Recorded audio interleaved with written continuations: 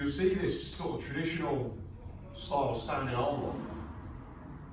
And the way you're going to get it is so I can go on the back of his head as a lever, or if I can't get to his, I can't reach, I'm going to go here. And if I've got this in guard, I can start, I've got the basis of an arm lock here. I'm pretty sure the Gracies actually show something like this. I'll go back through it and have a look at it, but you can see what's starting to happen.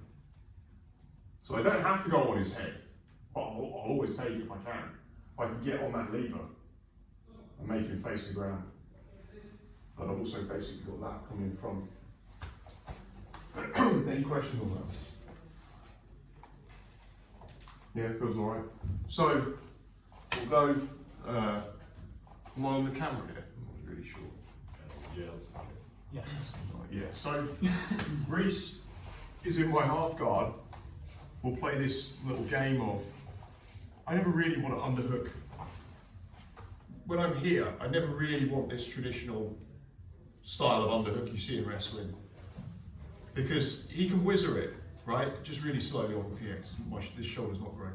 So he can whizzer it, right? And if I put the handle on the belt, yeah, his whizzer's pretty good. Does everyone see that?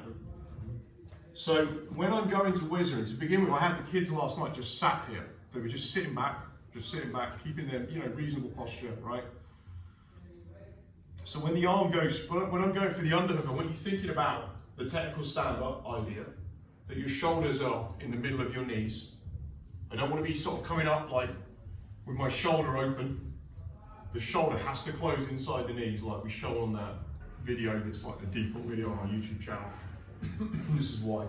So I'm turning sideways, I'm going up, and I'm getting this going on.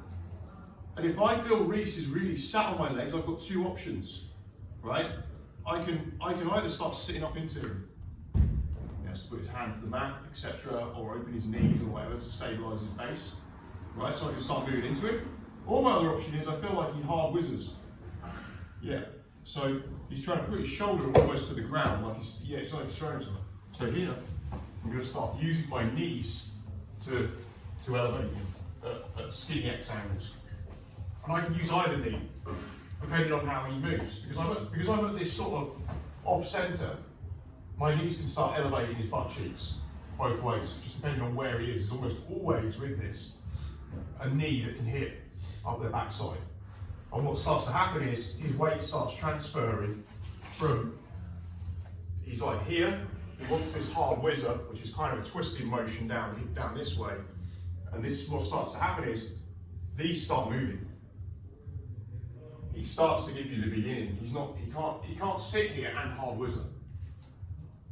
Does that make sense?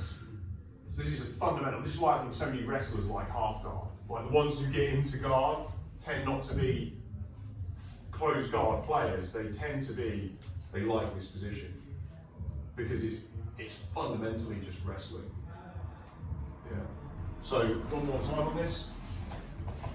Got the half guard.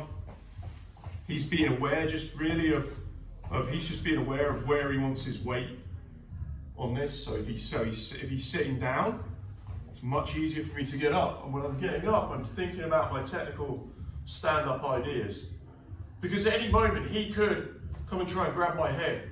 See, so notice, so notice that I'm already trying to have some insurance on this by having my chin to my shoulder. Everyone see that too. And then I'm looking for my underhook. When my underhook goes in, I'm thinking about the clock and I'm feeling where his weight's going. He can play around with where he moves his weight. He can hard whizzer, whatever.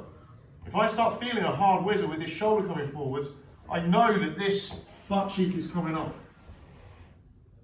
because I'm connected to it. Yeah.